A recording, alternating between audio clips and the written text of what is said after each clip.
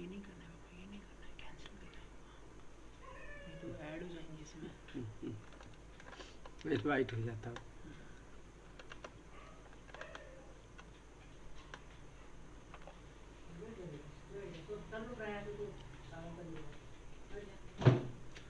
जी दादा प्रणाम, नमस्कार। प्रेम शंकर शुक्ल जी, अर्पण भाई नमस्कार।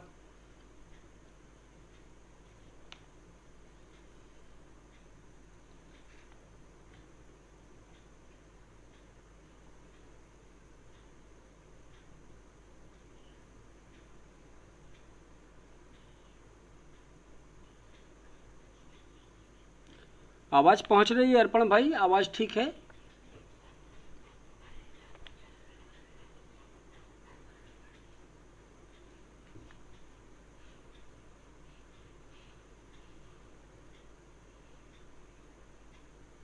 आवाज़ पहुंच रही है?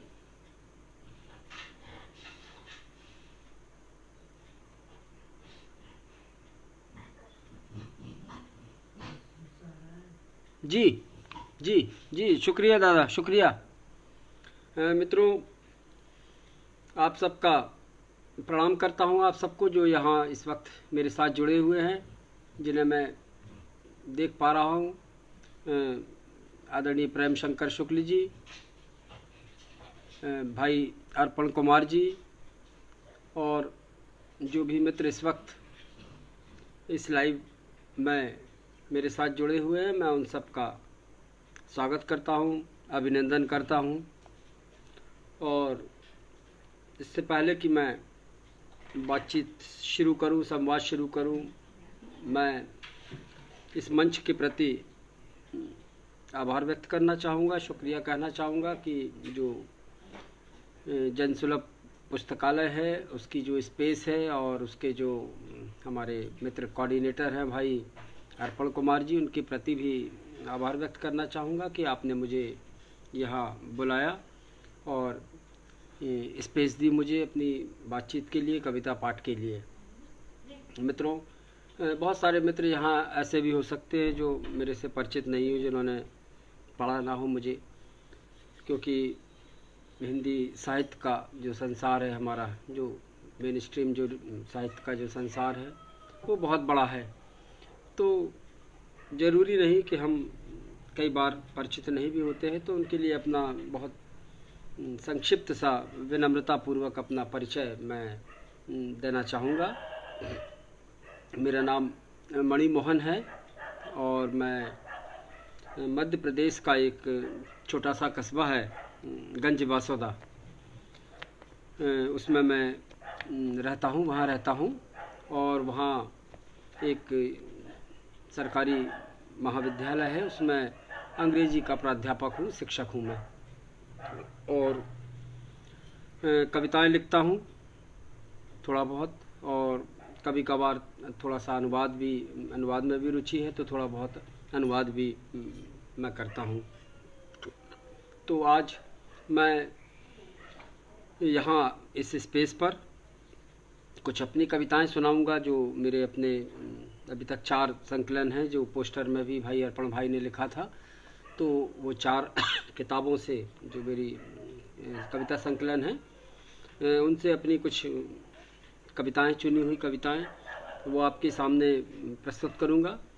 और इसके बाद जो कुछ अनुदित कविताएं हैं, जो विश्व कविता से जो मैं थोड़ा बहुत काम करता रहता हूं, तो उस विश्व कविता की कुछ चुनी हुई कविताएं जो मुझे बेहद पसंद हैं, कुछ जो लेखक हैं जिनका मैंने अनुवाद किया है, तो वो कविताएं भी आपके सामने बाद में मैं अपना कविता पाठ के बाद जब मेरी अपनी रचनाएं पढ़ दूंगा, इसके बाद में वो अनुदित कविताएं भी कुछ आप लोगों के बीच में रखना चाहूँगा। इस बीच में कुछ बात मैं अपनी कविता को लेकर करना चाहूँगा। तो मित्रों, मैं बहुत विनम्रतापूर्वक आपको बताना चाहता हूँ कि कविता मेरे लिए बहुत एक ऐसी चीज़ है, ज़रूरी चीज़ है, जिससे कुछ खाने कमाने जैसा कोई उसके प्रति मेरा भाव नहीं है, उस तरह की महत्वाकांक्षा भी नहीं है कि कविता के माध्यम से कुछ अपने करियर को चमकाया जाए या वो किया जाए। एक ज़रूरत है और एक बहुत नितांत निजी ज़रूरत है, और वो हमें तब महसूस होती है जब कभी हम बहुत घनघोर निराशा में हों, अवसाद में हों, कहीं हमें संघर्ष की ज़रूरत पड़ती है। तो ऐसे क्षणों में वो कविता पहले हमारी सबसे पहले मदद करती है। तो कविता को लेकर मेरा यही सोचना है। और लगातार मित्रों से एक जो सबसे बड़ी बात जो कविता हमें देती है, मुझे ऐसा लगता है कि वो हमें बहुत मित्र देती है, दुश्मन भी देती है, जो हम देखते हैं आजकल बिना वजह भी कई बार दुश्मन भी दे देती है कविता। लेकिन अगर उस दौड़ में हम शामिल हो जाते हैं तो दुश्मनों की संख्या ज़्यादा होती है, और अगर किसी दौड़ में शामिल नहीं है तो मुझे लगता है कि मित्रों की संख्या ही आपके पास ज़्यादा होती है। तो मेरे पास ऐसे बहुत सारे मित्र हैं जिनसे मैं कविता पर लगभग रोज़ बात होती है। आदरणीय प्रेम शंकर शुक्ल जी यहाँ उपस्थित हैं, उनसे लगभग रोज़ बात होती है, और जो बात होती है उसमें 80% जो समय है वो कविता को लेकर ही होता है, या कविता पर केंद्रित वह बातचीत होती है। शेष बचे समय में घर गृहस्थी, बच्चे और तमाम जो नौकरी और उनकी परेशानियां हैं उन पर थोड़ी बहुत चर्चा होती है। तो कविता सबसे बड़ी चीज़ जो मुझे जीवन में मिली है वो ये है कि एक बहुत ऐसे आत्मीय मित्र मुझे मिले हैं जिनसे हम बातचीत कर सकते हैं, संवाद कर सकते हैं। कविता पर ही नहीं, कविता से इतर भी जो जीवन की हमारी चीज़ें हैं उन पर हम संवाद कर सकते हैं। तो ये एक सबसे बड़ी बात या बड़ी भूमिका एक कवि के जीवन में यह होती है। इसके अतिरिक्त अगर कविता कोई दूसरा काम करती है तो वो मैं उसको पर्सनली मानता हूँ कि वो एक बोनस है जो वह काम भी कर रही है, जो जिसके लिए वो लिखी जा रही है। कविता को लेकर अभी पिछले दिनों बहुत सारे लाइव हो रहे हैं, हम लोग तमाम जगह कहीं ना कहीं लाइव से जुड़े हुए हैं, सारे मित्र ही लाइव से जुड़े हैं। और कई बार तो हम अपने मित्रों की लाइव में भी शामिल नहीं हो पाते हैं, क्योंकि ठीक उसी वक्त हमारा भी लाइव होता है। आज भी ऐसा ही एक लाइव था एक हमारे कथाकार मित्र का, तो उनका मैसेज आया, तो उसके मैसेज के जवाब में मैंने अर्पण भाई ने जो पोस्टर बनाकर मुझे भेजा था वो पोस्टर उनको मैंने भेज दिया कि भाई ये देख लीजिए आप, मैं कैसे आऊँगा, जिस वक्त ये है उसी वक्त आपका कथा पाठ है। तो यह स्थिति हो गई है, लेकिन मजबूरी भी है कि इस वक्त क्या किया जाए। एक संवाद का एक ऐसा माध्यम बन चुका है अब, और जो लंबे समय चलना है, क्योंकि अभी कुछ वैसा फेवरेबल माहौल दिख नहीं रहा कि बहुत जल्दी इन चीज़ों से हम उबर जाएंगे। कुछ बहुत निजी कविता से जुड़ी हुई बातें मैं आपके सामने पाठ से पहले रखना चाहूँगा। कल एक लाइव में था मैं, तो उसमें एक बड़ा महत्वपूर्ण सवाल कह लें या मज़ेदार सवाल कह लें, और उसमें दो तरह से लोग बटे हुए थे। उसमें जो पूछने वाले आलोचना को लेकर था कि आलोचना की स्थिति बहुत ख़राब है देश में, समाज में, हिंदी बेल्ट में ख़ास तौर से, और हिंदी साहित्य को लेकर उनका वो प्रश्न था। तो उस पर आप क्या कहना चाहते हैं, एक ये उनका सवाल था मित्रों का, जो युवा साथी थे हमारे। तो मैंने उनसे बहुत विनम्रतापूर्वक कहा था कि एक पाठक को उतनी ज़रूरत नहीं होती एक आलोचक की जितनी एक लेखक को आलोचक की ज़रूरत होती है, क्योंकि पाठक का काम कई बार सामान्यतः बिना आलोचक के भी चल जाता है। आप एक कवि के रूप में जब अपनी कविता को पब्लिक डोमेन में डालते हैं, पब्लिक डोमेन में फेंकते हैं, तो उससे पाठक अपना जुड़ता है, उसके पास वो उपलब्ध हो जाती है, और वो उसको पढ़कर अपना एक पाठ उसका जो भी संभव हो सकता है, बहुत ज़्यादा अगर वो स्कॉलर नहीं है, बहुत शोध विद्यार्थी नहीं है, और एक सामान्य पाठक है, कविता का सामान्य सहृदय पाठक है, तो उसका अपना एक पाठ बन जाता है। और वह पाठ जब उसका बनता है तो उसका काम हो जाता है, वो आपकी कविता वहाँ पहुँच गई, संप्रेषित हो गई, उसने अपना एक पाठ तैयार कर लिया और उसने उस कविता को रसास्वादन उस कविता का कर लिया। लेकिन आलोचक की ज़रूरत एक लेखक के कर्म, साहित्यिक कर्म में जो उसकी भूमिका होती है, मुझे लगता है कि उसको हम अंडरमाइन नहीं कर सकते, उसको हम नकार भी नहीं सकते कि उसकी एक भूमिका होती है। एक बेहद निजी सा एक प्रसंग है इस आलोचना और कविता और इस सब को लेकर, वह मैं आपसे साझा करना चाहूँगा। इसके बाद मैं बीच बीच में संवाद में आपसे होता रहेगा और मैं अपना कविता भी पाठ भी करूँगा।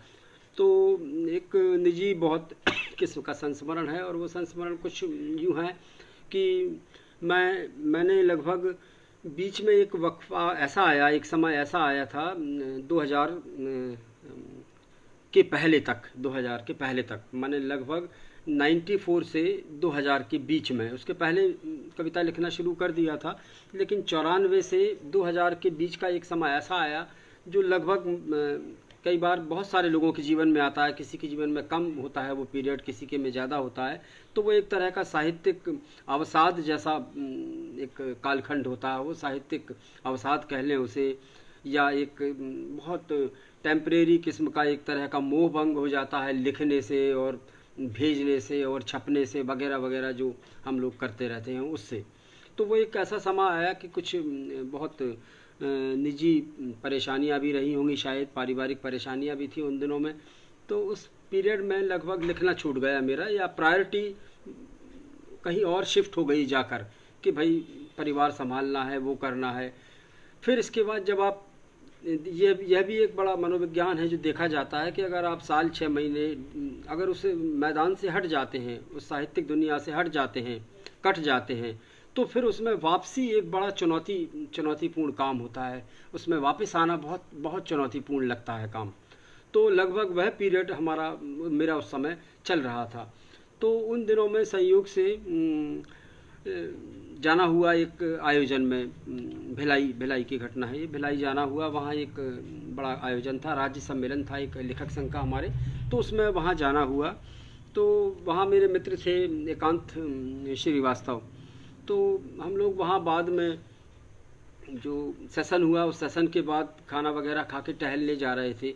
तो एकांत की कविता में भी जैसा कि आपने देखा होगा कि वनस्पति बहुत आती है, बहुत पेड़ पौधे आते हैं। जैसे प्रेमशंकर शुक्ल जी की कविता में हम लोक हमें दिखाई देता है, जिस तरह के लोक की बात करते हैं, फूलों की बात करते हैं, फसलों की बात करते हैं, कटाई की बात करते हैं प्रेमशंकर जी। तो लगभग लोक के मामले में एकांत की कविता भी बड़ी समृद्ध होती है।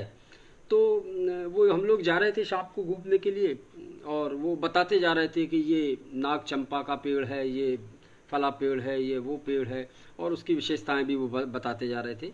हम लोगों के साथ एक आलोचक भी थे, बड़े आलोचक थे हमारे साथ में। तो वहाँ चलते चलते एक पुलिया आई, वहाँ हम लोग जाके बैठ गए, और वहाँ बैठने के बाद बातचीत शुरू हुई। तो एकांत ने उन आलोचक से ये पूछा कि आप इसकी कविता के बारे में क्या सोचते हैं, मणि की कविता के बारे में कुछ बोलिए। नमस्ते रूपा जी। तो वो चुप रहे, आलोचक बहुत देर तक चुप रहे। उसने फिर उन्हें कुरेदा कि नहीं, आप बोलिए, इसकी कविता के बारे में कुछ बताइए आप। तो उन्होंने कहा कि ठीक है, अगर आप पीछे ही पढ़ रहे हैं तो मैं बता देता हूँ। तो उन्होंने एक सेंटेंस मेरे से कहा उस समय।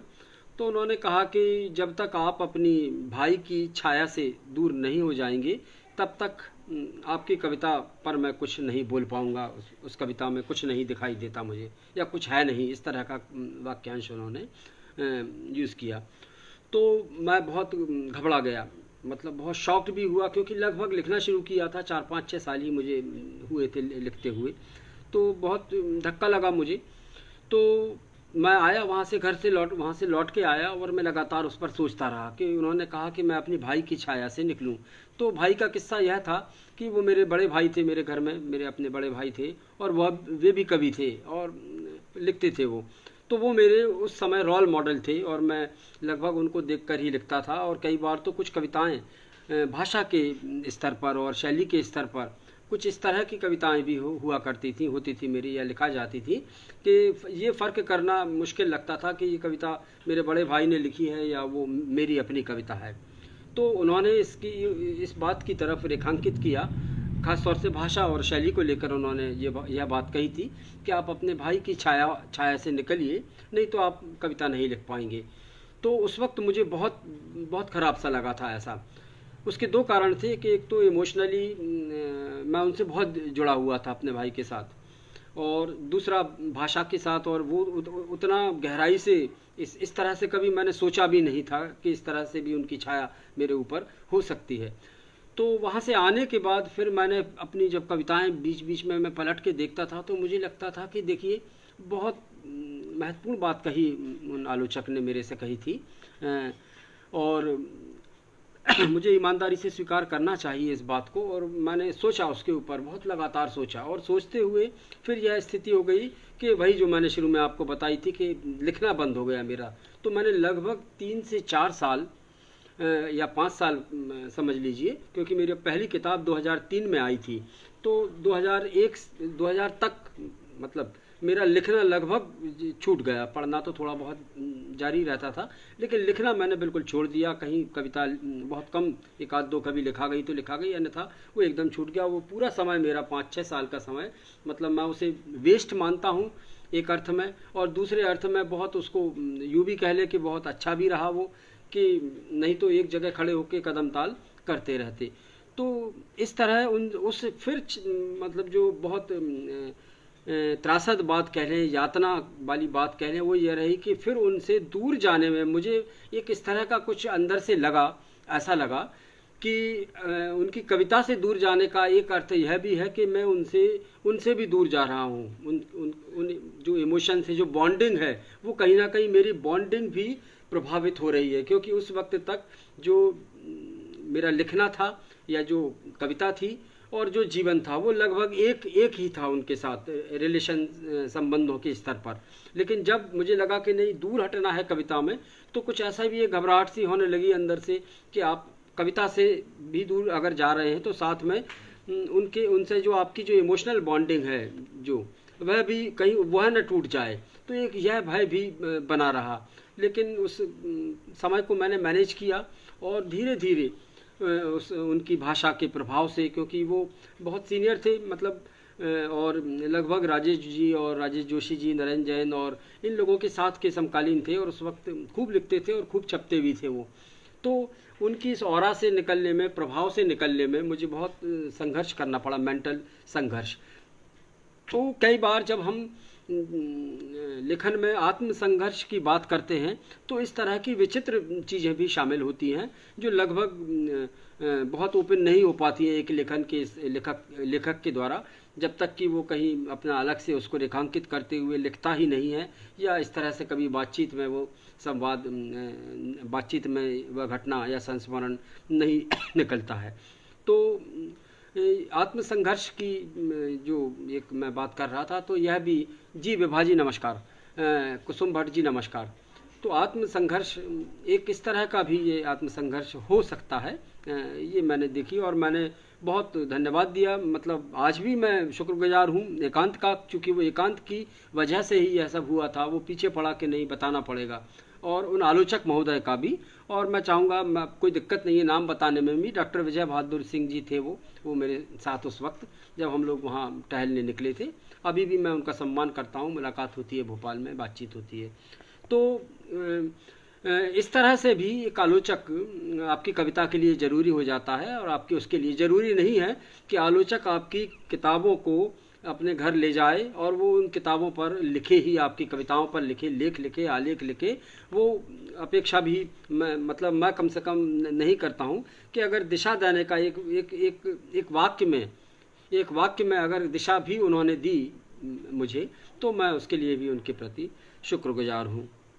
मित्रों, कविता, मेरी पहली किताब कविता की सन 2003 में आई थी, वर्ष 2003 में मध्य प्रदेश साहित्य अकेडमी के सहयोग से वो छपी थी, और उसका शीर्षक, उसका जो ब्लर्ब था वह राजेश जी ने लिखा था, राजेश जोशी जी ने। और उसका शीर्षक भी, क्योंकि मुझे सबसे ज़्यादा समस्या शीर्षक रखने में आती है किताबों की, वो ऐसा ही रहता है जैसे हम बच्चों के नाम रखते हैं कई बार, तो वो शीर्षक रखने में बड़ी समस्या होती है।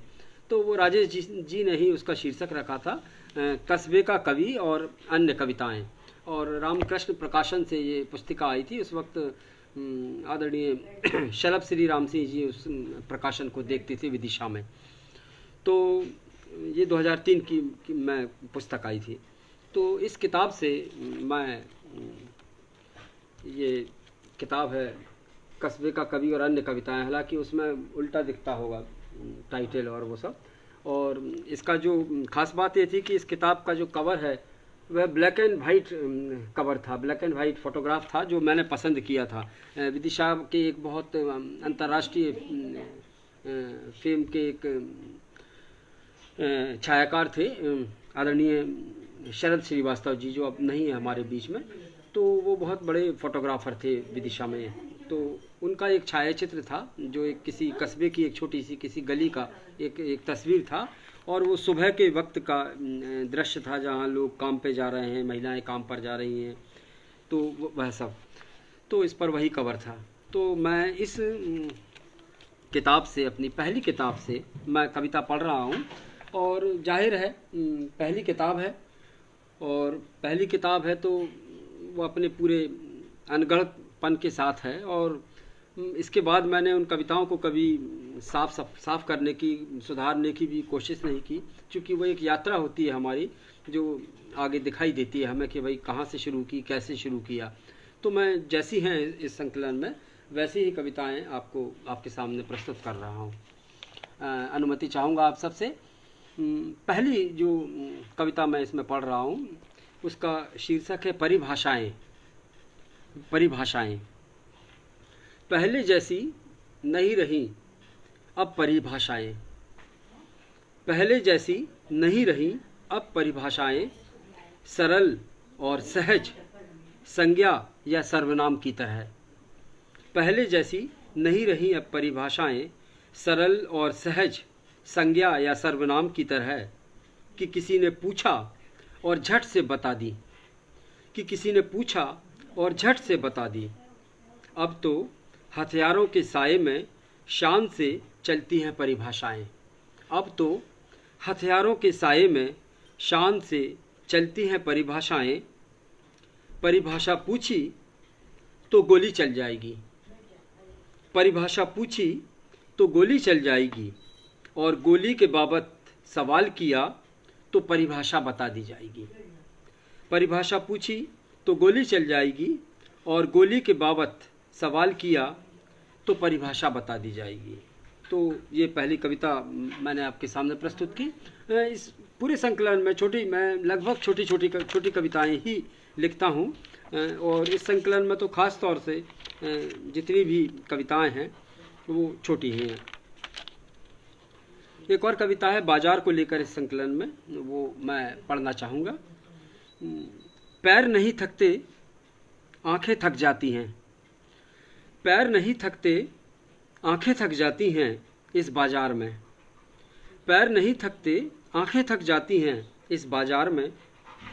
बच्चे की तरह उंगली पकड़कर साथ चलते हैं सपने, बच्चे की तरह उंगली पकड़कर साथ चलते हैं सपने, और फिर गुम हो जाते हैं रंग बिरंगी खुशबूदार भीड़ में, और फिर गुम हो जाते हैं रंग बिरंगी खुशबूदार भीड़ में। मैं सपने तलाशता हूँ इस बाजार में, मैं सपने तलाशता हूँ इस बाजार में, और फिर पैर भी थक जाते हैं, और फिर पैर भी थक जाते हैं। एक और कविता, छोटी सी कविता है ये भी।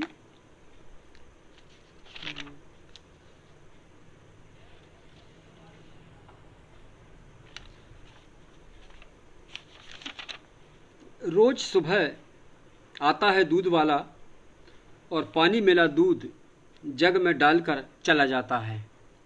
रोज सुबह आता है दूध वाला, और पानी मिला दूध जग में डालकर चला जाता है।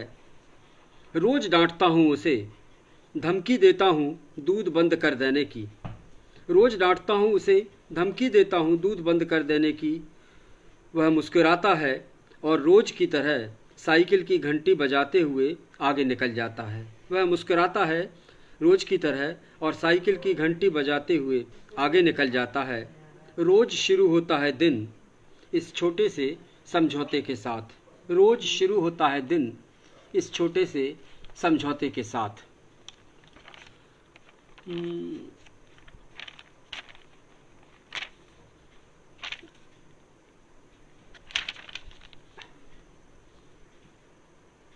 एक कविता उस समय लिखी थी, ये चूँकि उसी पीरियड की है, मैंने बताया 2003 की ये किताब है, और इसका टाइटल है, शीर्षक है कि कौन जाएगा अगली शताब्दी में, कौन जाएगा अगली शताब्दी में। चूँकि उस वक्त 2000 के बाद की कविता है, 21वीं शताब्दी हमारी लग रही थी, तो उस वक्त की ये कविता है।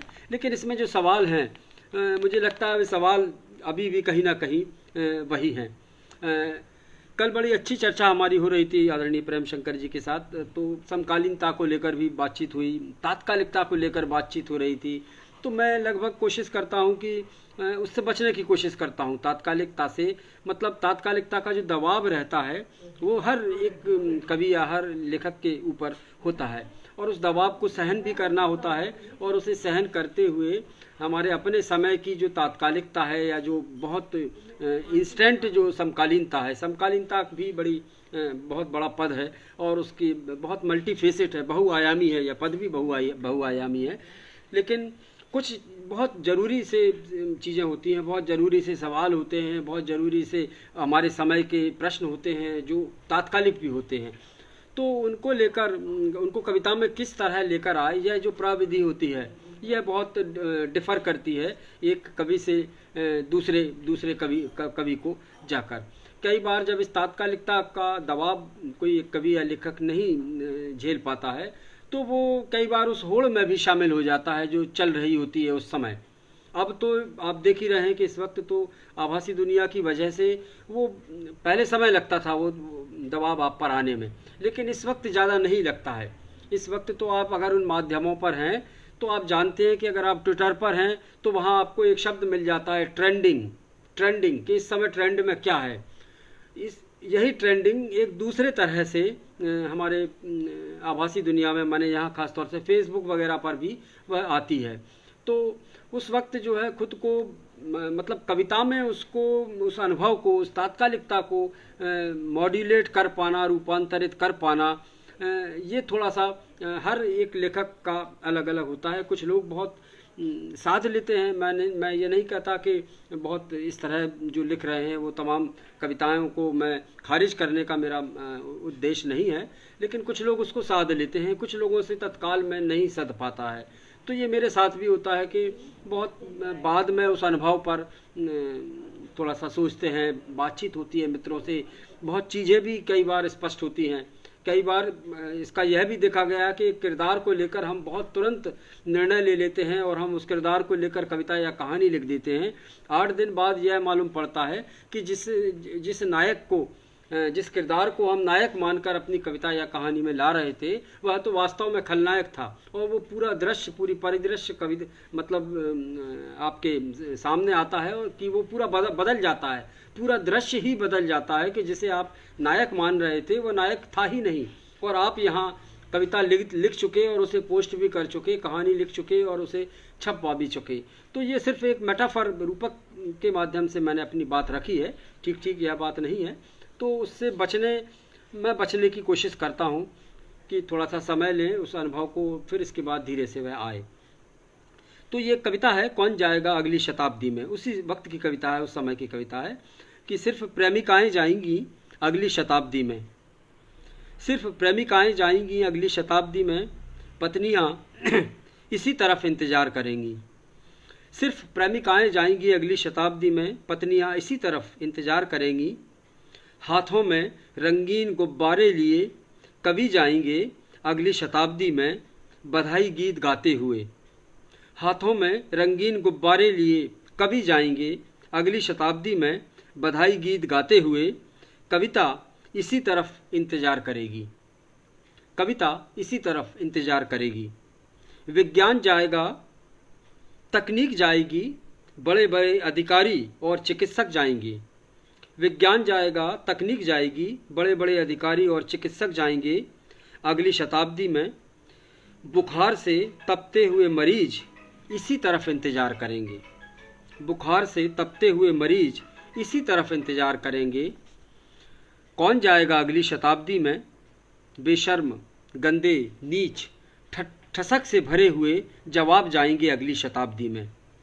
कौन जाएगा अगली शताब्दी में, बेशर्म, गंदे, नीच, ठसक से भरे हुए जवाब जाएंगे अगली शताब्दी में। सवाल इसी तरफ इंतज़ार करेंगे, सवाल इसी तरफ इंतज़ार करेंगे। एक कविता है उस वक्त की,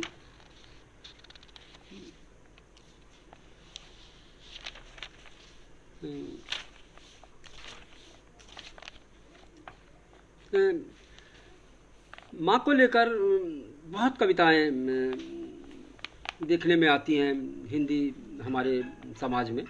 पिता को लेकर कंपैरेटिवली तुलनात्मक रूप से हम देखें तो कम लिखा गया है, ये तो उस वक्त मुझे ऐसा लगता था। तो वह कविता है पिता के लिए। कविता के भीतर बैठी है माँ, कविता के बाहर टहल रहे हैं पिता। कविता के भीतर बैठी है माँ। जी देवीलाल जी नमस्कार, स्वागत आपका। कविता के भीतर बैठी है माँ, कविता के बाहर टहल रहे हैं पिता। लिखी गई और लिखी जा रही ढेर कविताओं में लगभग अनुपस्थित हैं पिता। लिखी गई और लिखी जा रही ढेर कविताओं में लगभग अनुपस्थित हैं पिता। स्वर्ग के वर्जित फल की तरह लगभग उपेक्षित। क्या बहुत आसान है माँ पर कविता लिखना? क्या बहुत आसान है माँ पर कविता लिखना? लिखना क्या, उसके तो चेहरे पर लिखी होती है कविता, हमें तो बस कागज़ पर उतारना भर होता है। क्या बहुत आसान है माँ पर कविता लिखना? लिखना क्या, उसके तो चेहरे पर लिखी होती है कविता, हमें तो बस कागज़ पर उतारना भर होती है। पर क्या इतना कठिन है पिता के चेहरे को पढ़ पाना? पर क्या इतना कठिन है पिता के चेहरे को पढ़ पाना? धूल, धूप और पसीने ने क्या इतनी गड्ढ-मड्ढ कर दी है उसके चेहरे पर लिखी कविता? धूल, धूप और पसीने ने क्या इतनी गड्ढ-मड्ढ कर दी है उसके चेहरे पर लिखी कविता? कविता से बाहर टहलते हुए क्या सोचते होंगे पिता? कविता के बाहर टहलते हुए क्या सोचते होंगे पिता? शायद यही कि चलो कम से कम अपनी माँ को तो पूछ रहा है उसका बेटा, कि चलो कम से कम अपनी माँ को तो पूछ रहा है उसका बेटा। तो एक यह कविता थी और इस संकलन से एक अंतिम कविता मैं पढ़कर आगे चलूँगा।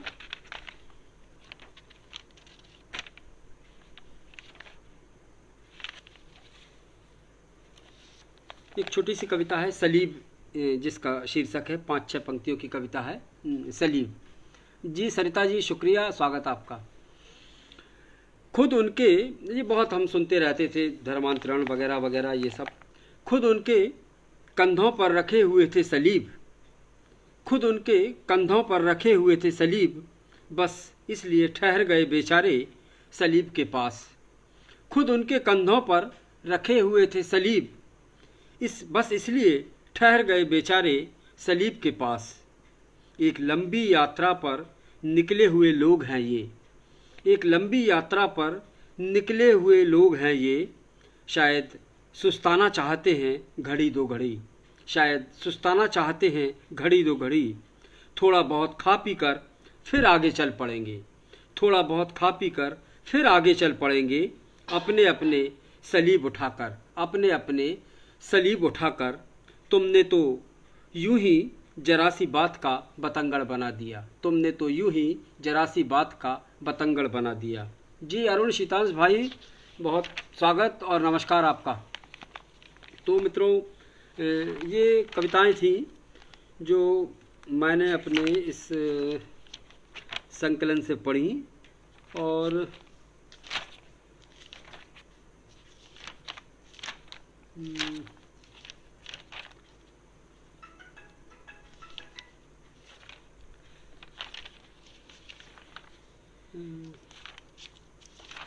एक कविता जो मुझे बहुत पसंद है इस संकलन की, वो मैं पढ़ना चाहता हूँ। हॉस्टल के दिनों की लिखी हुई कविता थी जब मैं घर से दूर रहा करता था, तो वह कविता पढ़कर इसको मैं समाप्त करूँगा इस संकलन से। घर शीर्षक है इसका कि अपने घर से मीलों दूर इस अजनबी शहर में, अपने घर से मीलों दूर इस अजनबी शहर में 10 बाई 12 का यह कमरा कभी कभी रेल के डिब्बे में तब्दील हो जाता है। अपने घर से मीलों दूर इस अजनबी शहर में 10 बाई 12 का यह कमरा कभी कभी रेल के डिब्बे में तब्दील हो जाता है आधी रात के बाद, और भागने लगता है घर की तरफ। तो ये कुछ कविताएं थी जो मैंने आपको पहले अपने संकलन से सुनाई। इसके बाद मेरा 2013 में एक दूसरा संकलन आया था शायद के नाम से, शायद, जो अंतिका प्रकाशन से था। तो इसकी एक कविता है,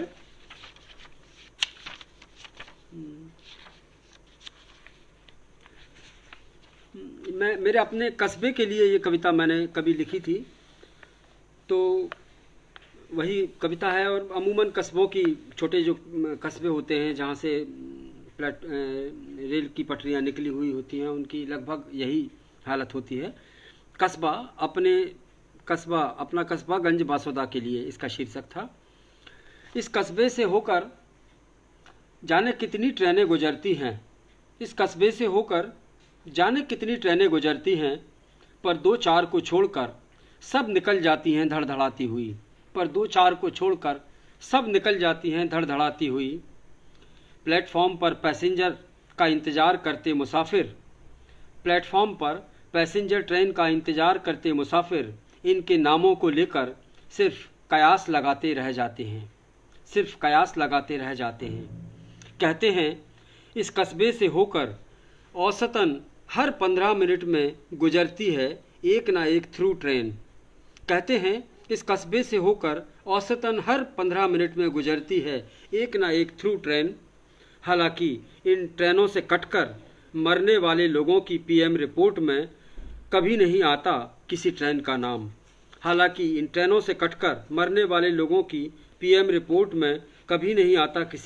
नाम। रात के वक्त जब सन्नाटे में डूब जाता है कस्बा, लगभग अनियंत्रित हो जाती हैं ये बेनाम रेलगाड़ियाँ।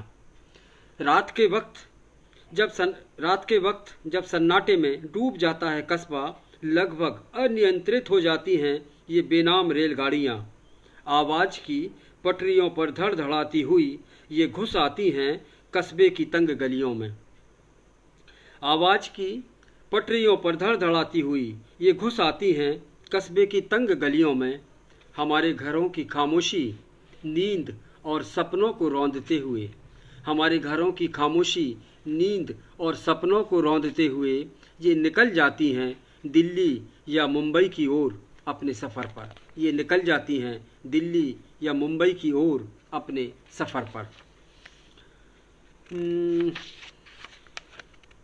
एक और कविता है छोटी सी, रोशनी।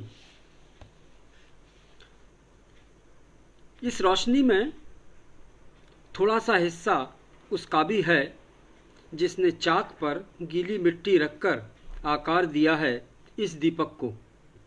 इस रोशनी में थोड़ा सा हिस्सा उसका भी है जिसने चाक पर गीली मिट्टी रखकर आकार दिया है इस दीपक को। इस रोशनी में थोड़ा सा हिस्सा उसका भी है जिसने उगाया है कपास तुम्हारी बाती के लिए। इस रोशनी में थोड़ा सा हिस्सा उसका भी है जिसने उगाया है कपास तुम्हारी बाती के लिए। थोड़ा सा हिस्सा उसका भी जिसके पसीने से बना है तेल। थोड़ा सा हिस्सा उसका भी जिसके पसीने से बना है तेल। इस रोशनी में थोड़ा सा हिस्सा उस अंधेरे का भी है जो दिए के नीचे पसरा है चुपचाप। इस रोशनी में थोड़ा सा हिस्सा उस अंधेरे का भी है जो दिए के नीचे पसरा है चुपचाप।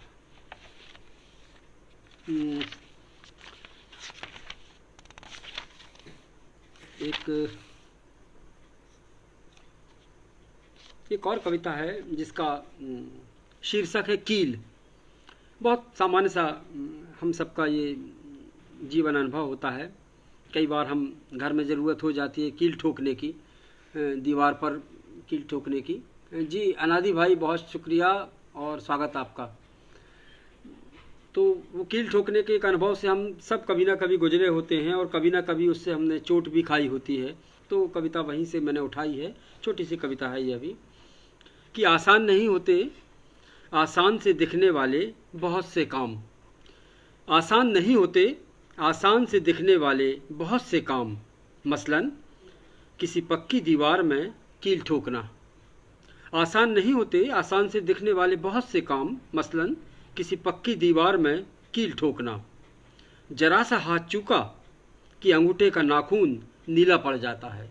जरा सा हाथ चूका कि अंगूठे का नाखून नीला पड़ जाता है। अब आसानी से तो वह ईंट भी नहीं बनी होगी। अब आसानी से तो वह ईंट भी नहीं बनी होगी जिससे कोई दीवार बनती है, और ना आसानी से यह दीवार ही बनी होगी।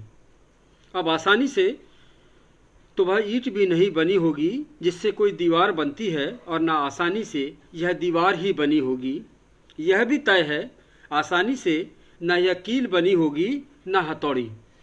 यह भी तय है आसानी से न यह कील बनी होगी न हथौड़ी, पर इतनी आसानी से हम कहाँ सोच पाते यह सब। पर इतनी आसानी से हम कहाँ सोच पाते यह सब, यदि अंगूठे का नाखून नीला नहीं पड़ा होता। यदि अंगूठे का नाखून नीला नहीं पड़ा होता। एक और कविता, ये दो कविताएं हैं, ये मैं अपने पिता को लेकर ही लिखी हुई कविताएं हैं जो बाद के संकलन में हैं। उस संकलन में तो मैंने आपको सुनाई पिता को लेकर एक कविता थी, इसमें अभी दो कविताएं हैं। तो एक कविता है कि पिता के जूते। पिता के जूते। बचपन की बात और थी जब पिता के जूतों में पाँव डालकर हम नचते फिरते थे घर भर में। बचपन की बात और थी जब पिता के जूतों में पाँव डालकर हम नचते फिरते थे घर भर में। दाएं पैर का जूता बाएं में और बाएं पैर का जूता दाएं में। कितना चिल्लाती थी माँ, पिता की मार भी खाई कई बार, जब एक जूता आंगन में और दूसरा बैठक में मिला। जब एक जूता आंगन में और दूसरा बैठक में मिला। एक अजीब सा आकर्षण था पिता के जूतों में। एक अजीब सा आकर्षण था पिता के जूतों में। गिरना पड़ना चलना सब सीखा। गिरना पड़ना चलना सब सीखा इन्हीं जूतों के सहारे। पर ये सब बचपन की बातें हैं। अब कहाँ इतनी हिम्मत कि डालूं पिता के जूतों में अपने पाँव। चलना सीख गया हूँ इसलिए, या फिर चल ना सकूँगा इन्हें पहनकर इसलिए। अब कहाँ इतनी हिम्मत कि डालूं पिता के जूतों में अपने पाँव। चलना सीख गया हूँ इसलिए, या फिर चल ना सकूँगा इन्हें पहनकर इसलिए। डरता हूँ बरसों पुरानी कोई जंग खाई कील। डरता हूँ बरसों पुरानी कोई जंग खाई कील, या अंदर छुपे किसी कांटे से। डरता हूँ बरसों पुरानी कोई जंग खाई कील, या अंदर छुपे किसी कांटे से। या शायद डरता हूँ मीलों लंबी उस थकान से। या शायद डरता हूँ मीलों लंबी उस थकान से जो अंधेरे की चादर ओढ़े आराम से पसरी है जूतों की सुरंग के भीतर। या शायद डरता हूँ मीलों लंबी उस थकान से जो अंधेरे की चादर ओढ़े आराम से पसरी है जूतों की सुरंग के भीतर। बचपन की बात कुछ और थी। बचपन की बात कुछ और थी। शुक्रिया अनादि भाई, आप की प्रतिक्रिया बहुत हौसला बढ़ाने वाली है, और हर वक्त आप मेरा हौसला बढ़ाते हैं फेसबुक पर भी कविता पढ़ के। बहुत शुक्रिया। दूसरी कविता है, यह भी थोड़ी अलग तरह की है। पिता, ये उनके एक उस किरदार का एक थोड़ा सा इसे क्या कहें एनालिसिस कह लें हम, उनका एक वस्तुनिष्ठ आकलन कह लें, वही है इसमें। 70 की उम्र में चलते हैं तनकर। 70 की उम्र में चलते हैं तनकर। अपनी 3000 की सरकारी पेंशन उनके लिए किसी मल्टीनेशनल के पैकेज से कम नहीं। 70 की उम्र में चलते हैं तनकर। अपनी 3000 की सरकारी पेंशन उनके लिए किसी मल्टीनेशनल के पैकेज से कम नहीं। किसी के भरोसे नहीं, न बेटे न बेटियां। किसी के भरोसे नहीं, न बेटे न बेटियां। जब कभी गुस्से में आ जाएं तो गालियां देते हैं ठेठ बुंदेली में। जब कभी गुस्से में आ जाएं तो गालियां देते हैं ठेठ बुंदेली में, दो बेटे हैं उनके और उनके कहे अनुसार अपने जूते की नोक पर रखते हैं वे दोनों को।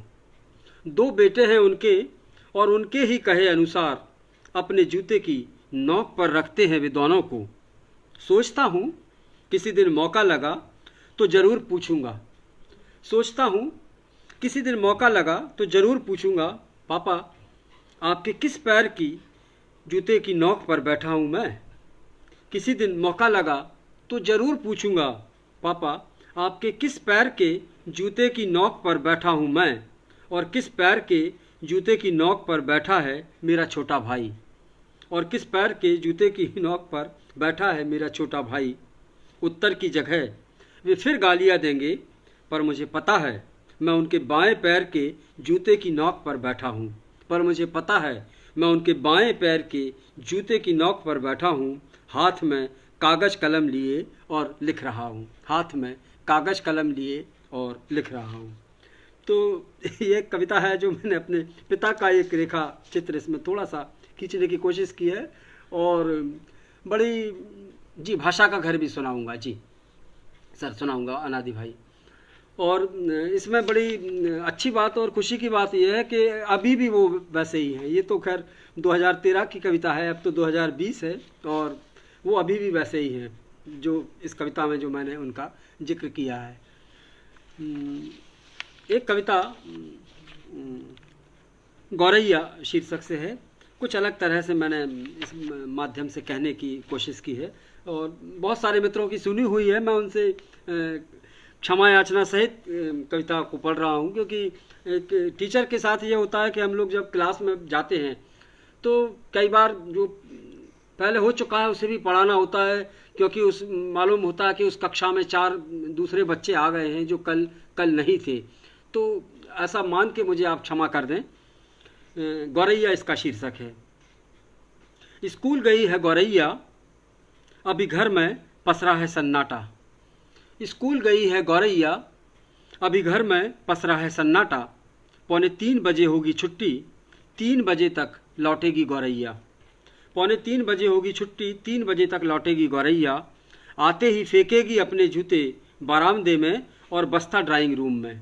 आते ही फेंकेगी अपने जूते बरामदे में और बस्ता ड्राइंग रूम में।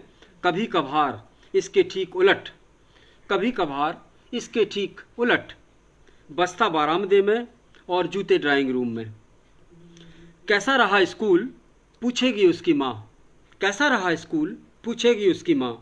तिरछी नज़रों से देखेगी अपनी माँ को, फिर झटकेगी अपने पंखों से मरे हुए शब्दों की धूल। तिरछी कैसा रहा स्कूल पूछेगी उसकी माँ, तिरछी नज़रों से देखेगी अपनी माँ को, फिर झटकेगी अपने पंखों से मरे हुए शब्दों की धूल, और मुस्कुराएगी और फिर चहक उठेगा पूरा घर, बस आती होगी गौरैया।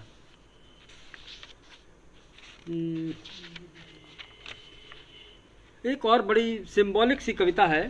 इसमें जब मैंने सुनाई थी तो कुछ लोगों को लगा कि इसमें कुछ एरोटिक जैसा भी उन्हें लगा।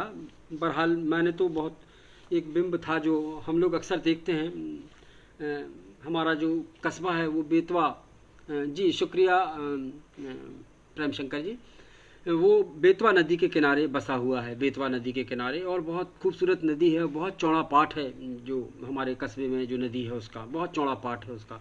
तो अब तो बड़ा थोड़ा सा एक दूसरा पुल बन गया है, नहीं तो एक समय ऐसा था कि उस बेतवा नदी पर जो पुल था वो बहुत पुराना था, लगभग 50, 70, 80 साल पुराना वो पुल था।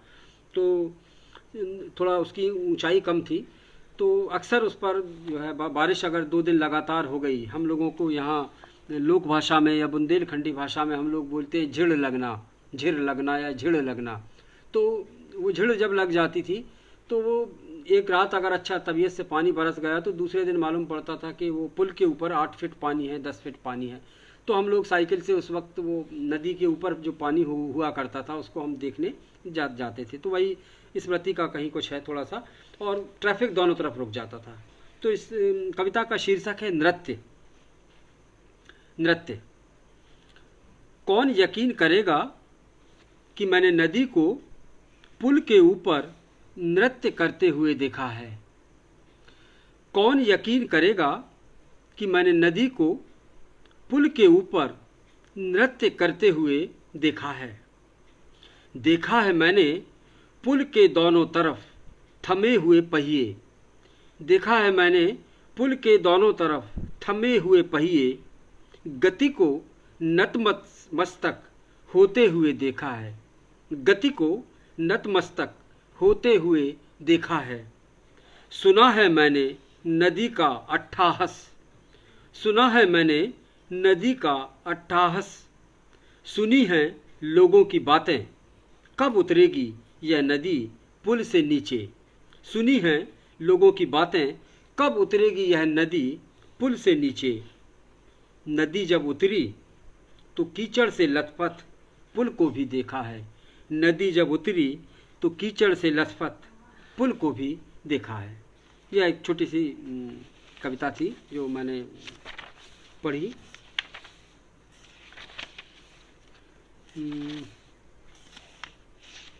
दो छोटी छोटी कविताएं इस संकलन से। पहली कविता है इसमें वसंत। वसंत। उसके हाथों छनते बिनते राई के कुछ दाने, आखिर लुढ़क ही जाते हैं यहाँ वहाँ। उसके हाथों छनते बिनते राई के कुछ दाने, आखिर लुढ़क ही जाते हैं यहाँ वहाँ, और उग आते हैं, और उग आते हैं। हर बार घर के आंगन में कुछ इस तरह आ ही जाता है वसंत। हर बार घर के आंगन में कुछ इस तरह आ ही जाता है वसंत। एक और कविता है जो अनुभव है, चूँकि गांव से जुड़े हुए हैं। मेरे पिता भी ग्रामीण पृष्ठभूमि के रहे और यहाँ भी बहुत यहाँ की जो हमारे यहाँ की जो अर्थव्यवस्था है मेरे कस्बे की, वो एग्रीकल्चर बेस्ड इकोनॉमी ही है पूरी। पत्थर का कारोबार यहाँ होता है, जो सैंडस्टोन जिसे आप लोग जानते होंगे सैंडस्टोन के नाम से, तो वो सैंडस्टोन यहाँ निकलता है। चारों तरफ उसकी पत्थरों की खदानें हैं और वहाँ हजारों मजदूर काम करते हैं। उन खदानों में निकालने वाले अलग होते हैं, उसको तैयार करने वाले, काट कर उसको शेप देने वाले अलग होते हैं, और इसके बाद फिर वो यहाँ से बाहर भी जाता है, माने एक्सपोर्ट भी होता है वो। और यहाँ तो मंडी है ही उसकी बड़ी। तो एक कविता है, इसका शीर्षक है हार्वेस्टर। हार्वेस्टर। चैत की पकी हुई फसल इंतजार कर रही है कटैयों का। चैत की पकी हुई फसल इंतजार कर रही है कटैयों का। संशय में है गेहूं की बालियां कि शायद हार्वेस्टर से पहले इस बार आ जाएं चैतुए। संशय में है गेहूं की बालियां कि शायद हार्वेस्टर से पहले इस बार आ जाएं चैतुए। गेहूं की उन मासूम बालियों को शायद नहीं पता, गेहूं की इन मासूम बालियों को शायद नहीं पता कि हरे रंग की जिस दैत्याकार मशीन को वे हार्वेस्टर समझ रहे हैं। गेहूं की इन मासूम बालियों को शायद नहीं पता कि हरे रंग की जिस दैत्याकार मशीन को वे हार्वेस्टर समझ रही हैं, दरअसल एक टैंक है। दरअसल एक टैंक है जिसने तकनीकी बर्बरता के साथ तहस नहस कर दिया है चैतुओं का घर संसार। गेहूं की इन मासूम बालियों को शायद नहीं पता कि हरे रंग की जिस दैत्याकार मशीन को वे हार्वेस्टर समझ रही हैं, दरअसल एक टैंक है जिसने तकनीकी बर्बरता के साथ तहस नहस कर दिया है चैतुओं का घर संसार। बालियों के भीतर दुबके अन्न के दानों की स्मृति में आज भी ताज़ा हैं चैतुओं के मासूम बच्चों की किलकारियाँ। बालियों के भीतर दुबके अन्न के दानों की स्मृति में आज भी ताज़ा हैं चैतुओं के मासूम बच्चों की किलकारियाँ, और फसल काटते हुए उनके कंठ से निकले फागुन के गीत। और फसल काटते हुए उनके कंठ से निकले फागुन के गीत। गेहूं की इन मासूम बालियों को शायद नहीं पता कि यहाँ से मीलों दूर, गेहूं की इन मासूम बालियों को शायद नहीं पता कि यहाँ से मीलों दूर अपने उजाड़ संसार में भूख से बेहाल चैतुए पकी हुई फसलों के संसार में आने के लिए किस कदर बेचैन हैं। गेहूं की इन मासूम बालियों को शायद नहीं पता कि यहाँ से मीलों दूर अपने उजाड़ संसार में भूख से बेहाल चेतुए पकी हुई फसलों के संसार में आने के लिए किस कदर बेचैन हैं। इसमें संकलन से मैं एक अंतिम कविता पढ़ने की इजाज़त चाहूँगा। दो कविता इसमें से छोटी छोटी मैं पढ़ रहा हूँ। पहली कविता है पसंद। ये कविता प्रेम शंकर जी को पसंद नहीं होगी, ऐसी मुझे उम्मीद है। कविता मैं पढ़ रहा हूँ वो कविता। बाकी मेरे जो बहुत सारे दूसरे मित्र हैं उनको ये कविता बहुत पसंद है, और दूसरे मित्रों को क्यों पसंद है और प्रेम शंकर जी को क्यों पसंद नहीं होगी, ये जब मैं कविता पढ़ दूंगा तो आपको ये समझ में आ जाएगा। ये कविता है पसंद। बची हुई शराब छुपा दी मैंने किताबों के पीछे। बची हुई शराब छुपा दी मैंने किताबों के पीछे। मुझे पता है यहाँ लोग शराब के दुश्मन हैं। मुझे पता है यहाँ लोग शराब के दुश्मन हैं, और हाँ, उन्हें किताबें भी पसंद नहीं। एक सच के पीछे छुपा दिया मैंने अपना मासूम सा झूठ। एक सच के पीछे छुपा दिया मैंने अपना मासूम सा झूठ। तो ये मेरे उन तमाम बैठकी वाले मित्रों को समर्पित थी कविता। अब मैं इसमें से अंतिम कविता पढ़ रहा हूँ। छोटी सी कविता है वो भी।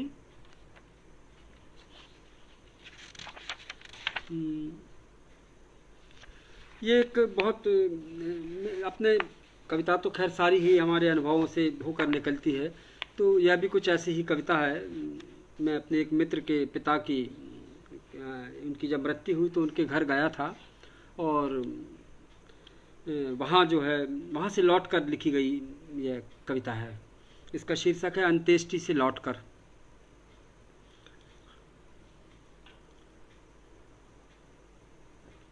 मैंने देखा उसे अर्थी पर लेटे हुए अपने पिता के सिरहाने बैठकर रोते हुए। मैंने देखा उसे अर्थी पर लेटे अपने पिता के सिरहाने बैठकर रोते हुए। मैं गया उसके पास और वह मुझसे लिपट कर रो पड़ा। मैं गया उसके पास और वह मुझसे लिपट कर रो पड़ा। अपने आंसू रोकते हुए मैं उसे समझाता रहा देर तक। अपने आंसू रोकते हुए मैं उसे समझाता रहा देर तक। अंत्येष्टि के बाद भारी मन से घर लौटते हुए लगा। अंत्येष्टि के बाद भारी मन से घर लौटते हुए लगा कि आज फिर चूक हुई मुझसे। घर लौटते हुए लगा कि आज फिर चूक हुई मुझसे। अपने मित्र को समझाने की जगह उससे लिपट कर रो लिया होता। कि आज फिर चूक हुई मुझसे। अपने मित्र को समझाने की जगह उससे लिपट कर रो लिया होता तो अच्छा होता।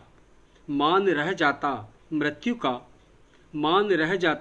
का, और थोड़ा जी भी हल्का हो जाता। तो ये जो है कविता, यार टाइम बताते रहना अक्षत। 9 बज गए। 9 बज गए हो, ठीक, राइट, 9 बज गए। Bye bye. तो कुछ एक दो कविताएं दूसरे संकलन से। भाषा, कौन सी कविता अनादि भाई ने कहा था, थोड़ी सी भाषा।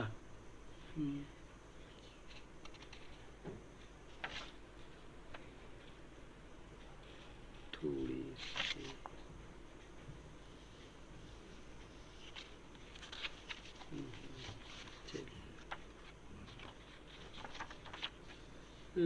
एक कविता है,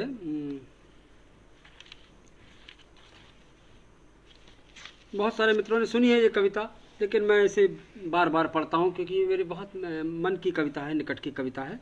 इसका शीर्षक है इतवार की एक सुबह। इतवार की एक सुबह, यह एक अलग तरह की सुबह है और सुबहों से एकदम अलग। यह एक अलग तरह की सुबह है और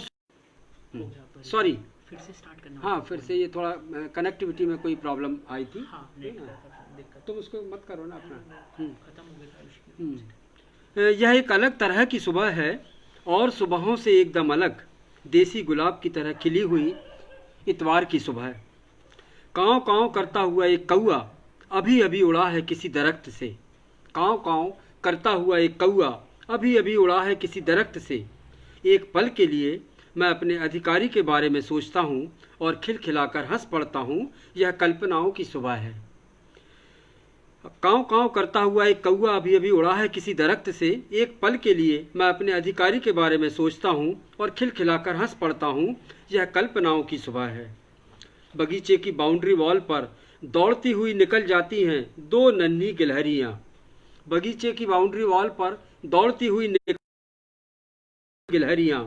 उफ, मैं तो भूल ही गया उनसे पूछना सेतु समुद्रम की कथा।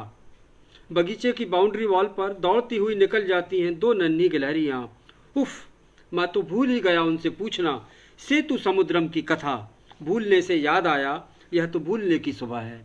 भूलने से याद आया यह तो भूलने की सुबह है। एक एक कर बुहारना है अभी सप्ताह के बाकी तमाम दिन। एक एक कर बुहारना है अभी सप्ताह के बाकी तमाम दिन, और फिर बगीचे में गिरे हुए सूखे पत्तों के साथ उनमें आग लगानी है। एक एक कर बुहारना है अभी सप्ताह के बाकी तमाम दिन, और फिर बगीचे में गिरे हुए सूखे पत्तों के साथ उनमें आग लगानी है। हालांकि मुझे पता है वे फिर पैदा होंगे अपनी ही राख से फिनिक्स की तरह। हालांकि मुझे पता है वे फिर पैदा होंगे अपनी ही राख से फिनिक्स की तरह। बहरहाल इस वक्त मुझे सिर्फ इस सुबह के बारे में सोचना है जो खिली हुई है अपराजिता की लता में नीले रंग की तितली बनकर। बहरहाल इस वक्त मुझे सिर्फ इस सुबह के बारे में सोचना है जो खिली हुई है अपराजिता की लता में नीले रंग की तितली बनकर।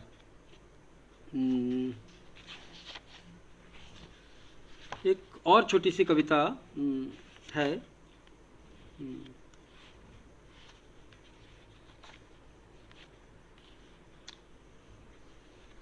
ये कुछ प्रेम कविता हैं, छोटी छोटी दो दो चार चार पंक्तियों की, वो मैं पढ़ रहा हूँ। पहली कविता है, कुछ कहा मैंने कुछ उसने सुना। कुछ कहा मैंने कुछ उसने, डूबती चली गई भाषा सांसों के समंदर में। कुछ कहा मैंने कुछ उसने सुना, फिर धीरे धीरे गई भाषा सांसों के समंदर में। हम देर तक भाषा के डूबने का मनाते रहे। भाषा कविता, और मैं इसे पढ़ने में डरता कि आपकी किसी एक कविता को भी पकड़कर जो है आपको ये कहा जा सकता है कि आप तो एंटी फेमिनिस्ट हो गए, और आप जो है, यानी प्रेम कविताओं में सबसे ज़्यादा ये खतरा होता है एंटी, पूरा उसमें जो आपकी कविता, अगर एक कविता भी सा भी ऐसा लगता है तो ये कविता पढ़ते हुए मैं डरता हूँ। लेकिन फिर भी यहाँ मैं पढ़ रहा हूँ क्योंकि यहाँ प्रेमशंकर शुक्ल जी भी हैं, अर्पण कुमार हैं और बहुत सारे मित्र हैं, अनादि भाई हैं, तो मुझे कोई ज़्यादा डर नहीं है। वो मुझे बहुत खूबसूरत लगती है जब बैठी हो अपने पूजा घर में। ये दिक्कत है कि आपने पूजा घर में क्यों बैठा दिया। वो मुझे बहुत खूबसूरत लगती है जब बैठी हो अपने पूजा घर में, अगरबत्ती का धुआं और गुलाब के फूलों की खुशबू के बीच। अगरबत्ती का धुआं और गुलाब के फूलों की खुशबू के बीच जब वह बुदबुदाती है कोई मंत्र या प्रार्थना। अगरबत्ती का धुआं और गुलाब के फूलों की खुशबू के बीच जब वह बुदबुदाती है कोई मंत्र या प्रार्थना, तो बहुत मन करता है कि चूम लूं अपने होठों से। तो बहुत मन करता है कि चूम लूं अपने होठों से उसके मंत्र, उसकी प्रार्थना, उसके मंत्र, उसकी प्रार्थना। एक और कविता प्रेम कविता ही है, छोटी सी कविता है, वो मैं पढ़ना चाहूँगा। अक्सर लौटता हूँ घर धूल और पसीने से लथपथ, अक्सर लौटता हूँ घर धूल और पसीने से लथपथ, अपनी नाकामियों के थका हारा। धूल और पसीने से लथपथ के साथ थका हारा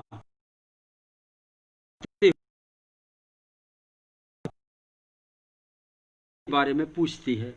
वह मुस्कुराते हुए एक कप चाय के साथ सिर्फ थकान के पूछती है, और मैं हूँ अपनी हार, और मैं भूल जाता हूँ अपनी हार। डिस्टरबेंस है ब्रॉडकास्टिंग में शायद, पता नहीं अर्पण भाई, बीच में थोड़ा सा आया था, लेकिन इस वक्त एक अंतिम कविता, इस तो कविता मुझे मिल नहीं पा रही है, थोड़ी सी भाषा अक्षर होगी वो, थोड़ी सी भाषा।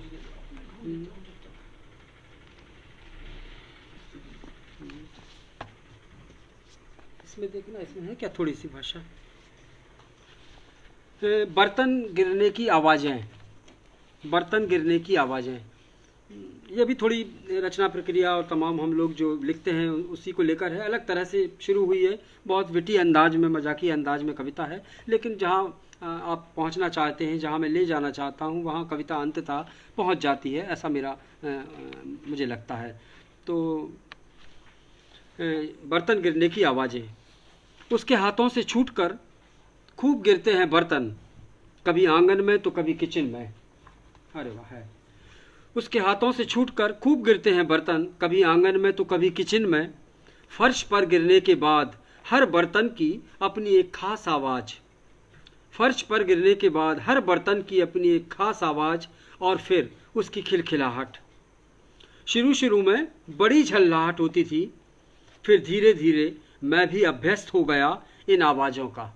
शुरू शुरू में बहुत झल्लाहट होती थी, बड़ी झल्लाहट होती थी, फिर धीरे धीरे मैं भी अभ्यस्त हो गया इन आवाज़ों का। अभ्यस्त ही नहीं बल्कि सिद्ध हो गया। अब तो हालत यह है कि वहाँ से आती है कोई आवाज़, और यहाँ किताब पढ़ते पढ़ते मैं उस बर्तन का नाम बता देता हूँ।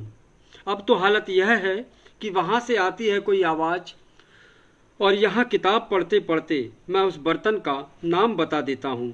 धीरे धीरे ही सही, पर अब जान गया इसमें कुछ भी अजीब नहीं। धीरे धीरे ही सही, पर अब जान गया इसमें कुछ भी अजीब नहीं। हमारे हाथों से भी तो छूटती हैं चीज़ें, हमारे हाथों से भी तो छूटती हैं चीज़ें, कभी कलम, कभी चश्मा, तो कभी कोई किताब। हमारे हाथों से भी तो छूटती हैं चीज़ें, कभी कलम, कभी चश्मा, तो कभी कोई किताब। अब देखो ना, कविता लिखते हुए ही छूट जाती जरूरी शब्द, प्रतीक, बिंब, मिथक और विचार। अब देखो ना, कविता लिखते हुए ही छूट जाते हैं कितने ही जरूरी शब्द, प्रतीक, बिंब, मिथक और विचार। छूट जाता है कभी वक्त, तो कभी अर्थ छूट जाता है। छूट जाता है कभी वक्त, तो कभी अर्थ छूट जाता है। कभी कभी तो हद हो जाती है, कभी कभी तो हद हो जाती है। कविता निकल जाती है पूरी की पूरी कविता। कभी कभी तो हद हो जाती है, कविता लिखते हुए हाथों से फिसल जाती है पूरी की पूरी कविता। जैसे एक दिन किचन में उसके हाथों से फिसल कर गिरा था पानी से भरा हुआ मिट्टी का एक घड़ा। जैसे एक दिन किचन में उसके हाथों से फिसल कर गिरा था पानी से भरा मिट्टी का एक घड़ा, और फिर कई कई दिनों तक मन में बनी रहती है छूटी हुई कविता की अनुगूंज। और फिर कई कई दिनों तक मन में बनी रहती है छूटी हुई कविता की अनुगूंज। वो कविता अनादि भाई मिल गई, तो मिल गई कविता, मेरे बेटे ने ढूंढ दी, किताब में थी जो, तो वो कविता मैं पढ़ रहा हूँ।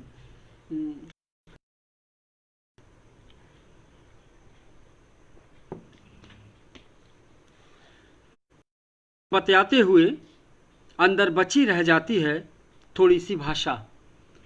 बच्चों से बतियाते हुए अंदर बची रह जाती है थोड़ी सी भाषा। बची रह जाती है थोड़ी सी भाषा प्रार्थना के बाद। बच्चों से बतियाते हुए अंदर बची रह जाती है थोड़ी सी भाषा, बची रह जाती है थोड़ी सी भाषा प्रार्थना के बाद। थोड़ी सी भाषा बच ही जाती है अपने अंतरंग मित्र को दुखड़ा सुनाने के बाद भी। थोड़ी सी भाषा है अपने अंतर सुनाने के बाद भी। किसी को विदा करते वक्त जब अचानक आ जाती है प्लेटफॉर्म पर धड़धड़ाती हुई ट्रेन, तो शोर में बिखर जाती है थोड़ी सी भाषा। किसी को विदा करते वक्त जब अचानक आ जाती है प्लेटफॉर्म पर धड़धड़ाती हुई ट्रेन, तो शोर में बिखर जाती है थोड़ी सी भाषा। चली जाती है थोड़ी सी भाषा किसी के साथ, चली जाती है थोड़ी सी भाषा किसी के साथ, फिर भी बची रह जाती है थोड़ी सी भाषा घर के लिए। जब भी कुछ कहने की कोशिश करता हूँ, जब भी कुछ कहने की कोशिश करता हूँ, वह रख देती है अपने थरथराते होंठ मेरे होंठों पर, थोड़ी सी भाषा फिर बची रह जाती है। जब भी कुछ कहने की कोशिश करता हूँ, वह रख देती है अपने थरथराते होंठ मेरे होंठों पर, थोड़ी सी भाषा फिर बची रह जाती है। दिन भर बोलता रहता हूँ कुछ ना कुछ, फिर भी बचा रहता है अनकहा, बची रहती है थोड़ी इस तरह। अब देखो ना कहाँ कहाँ से कैसे कैसे बचा कर लाया हूँ थोड़ी सी भाषा इस कविता के लिए। अब देखो ना कहाँ कहाँ से कैसे कैसे बचा कर लाया हूँ थोड़ी सी भाषा कविता के लिए। मित्रों, ये मैंने अपने तीसरे संकलन से, और एक दो कविताएं मैं और सुनाना चाहूँगा आप सबसे विदा लेने के पहले। सवान होने वाले हैं, 15 मिनट 10 मिनट का समय और मैं लूँगा। अपने जो लेटेस्ट मेरा जो संकलन है भेड़ियों ने कहा शुभ रात्रि, उस संकलन से कुछ कविताएं आपको सामने रखना चाहूँगा।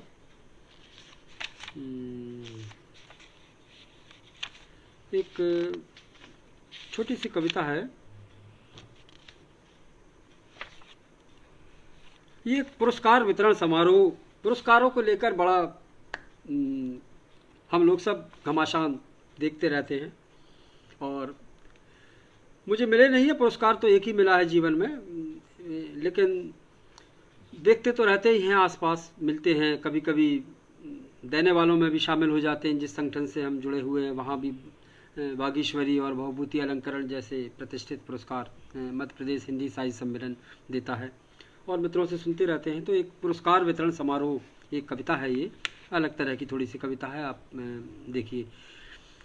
प्रथम द्वितीय तृतीय उनके नाम पुकारे जाते हैं, वे दौड़ कर आते हैं और लगभग छीन कर ले जाते हैं अपनी ट्रॉफी और प्रमाण पत्र। ये बच्चों के स्कूल में एक बार मुझे बुलाया था पुरस्कार वितरण समारोह में, तो वहाँ का एक दृश्य है। प्रथम जाते हैं, वे दौड़ लगभग छीन कर ले जाते हैं अपनी ट्रॉफी और प्रमाण पत्र। अतिथियों के साथ तस्वीर खिंचवाने में रुचि नहीं, अतिथियों के साथ तस्वीर खिंचवाने में लगभग अपने चाहते हैं अपने दोस्तों के बीच। अपने पुरस्कार के साथ वे जल्द से जल्द लौटना चाहते हैं अपने दोस्तों के बीच, लौटना चाहते हैं अपने घर। पुरस्कार लेते हुए भी उनके चेहरे पर सी शरारत पढ़ी जा सकती है। पुरस्कार लेते हुए भी उनके चेहरे पर एक अजीब सी शरारत पढ़ी जा सकती है, मानो कोई मिल रहा उन्हें, मानो यह पुरस्कार पहली बार नहीं मिल रहा उन्हें कि आपसे पहले भी कई आए गए, कि आपसे पहले भी कई आए और पुरस्कार देकर चले गए। सबसे अच्छा तो यही लगा इन बच्चों को देखकर, सबसे अच्छा तो मुझे यही लगा इन बच्चों को देखकर कि पुरस्कार लेते हुए इनके चेहरों रत्ती भर भी दैन्य भाव नहीं दिखा। यहाँ मैं कविता को जोड़ रहा हूँ अपने समकालीन परिदृश्य से। सबसे अच्छा तो यही लगा इन बच्चों को देखकर कि पुरस्कार लेते हुए इनके चेहरों पर रत्ती भर भी दैन्य भाव नहीं दिखा, और न उन बच्चों के चेहरों पर ईर्ष्या जो सामने बैठे करतल ध्वनि कर रहे थे, और न उन बच्चों के चेहरों पर ईर्ष्या जो सामने बैठे करतल ध्वनि कर रहे थे। जब भी लौटता उनका कोई दोस्त पुरस्कार लेकर, वे उसके हाथों से ट्रॉफी छीन लेते, उलट पुलट कर देखते प्रमाण पत्र, और खुशी उनके चेहरों से छलकती। और ना उन बच्चों के चेहरों पर ईर्ष्या जो सामने बैठे करतल ध्वनि कर रहे थे। जब भी लौटता उनका कोई दोस्त पुरस्कार लेकर, वे उसके हाथों से ट्रॉफी छीन लेते, उलट पुलट कर देखते प्रमाण पत्र, और खुशी उनके चेहरों से छलकती। पुरस्कार वितरण समारोह से लौटते हुए बस एक ही ख्याल आता रहा बार बार। पुरस्कार वितरण समारोह से लौटते हुए बस एक ही ख्याल आता रहा बार बार, कुछ सीखना बाकी है अभी इन बच्चों से जिन्हें हम पुरस्कृत कर रहे हैं, कि कितना कुछ सीख इन बच्चों से जिन्हें हम पुरस्कृत कर रहे हैं। आप सब शायद परिचित हैं कि थोड़ा बहुत रुचि है तो कभी कभी कैमरा उठा ले, वहां से भी कई बार कविता मिल जाती है। तस्वीरें इसका शीर्षक है। नृत्य करते हुए देखता हूं, एक तितली को नृत्य करते हुए देखता हूं बगीचे में। कैमरा उठाने जब तक लौटता हूं वो हवा में बदल चुकी होती है। एक तितली को नृत्य करते जब तक हवा में तब्दील। कभी किसी फूल को देखता हूं खामोशी से खिलते हुए, कभी किसी फूल को देखता हूं खामोशी से खिलते हुए, और जब तक लौटता हूं उसके पास वो तितली में बदल जाता है। कभी किसी फूल को देखता हूं खामोशी से खिलते हुए, और जब तक लौटता हूं उसके पास वो तितली में बदल जाता है। चिड़िया बादल बन जाती है और बादल चिड़िया। इसी तरह दिक्कत कर रहा है, बीच में कोई कॉल आ जाती है तो वो कट जाता है। तो मैं जो कविता पढ़ रहा था कि एक तितली को नृत्य करते हुए देखता हूँ बगीचे में, भागता हूँ घर के भीतर कैमरा उठाने, जब तक लौटता हूँ वो हवा में तब्दील हो चुकी होती है। कभी किसी फूल को देखता हूँ खामोशी से खिलते हुए, और जब तक लौटता हूँ उसके पास वो तितली में चिड़िया बादल बन जाती है और बादल चिड़िया। सारी तस्वीरें झूठी हैं, इन्हें किसी खूबसूरत है, इन्हें देखना खूबसूरत झूठ की तरह है। मैं इसमें से पढ़ रहा हूँ। इसके बाद एक दो जैसा कि अर्पण भाई ने मेरे से कहा था, जिक्र किया था, तो उसमें से मैं दो कविताएं एक दो कविताएं अनुदित कविताएं पढ़ूंगा और इसके बाद पाठ अपना समाप्त कर दूंगा। यह कविता है अपने पाठकों से मुखातिब एक अधूरी कविता। यह कविता जब मैंने लिखी थी तो मैं सुनाता भी हूँ, अपने मित्रों को भी सुनाता हूँ, तो प्रेम शंकर जी को भी सुनाई थी। हम लोग बहुत कविताएं एक दूसरे को सुनाते रहते हैं।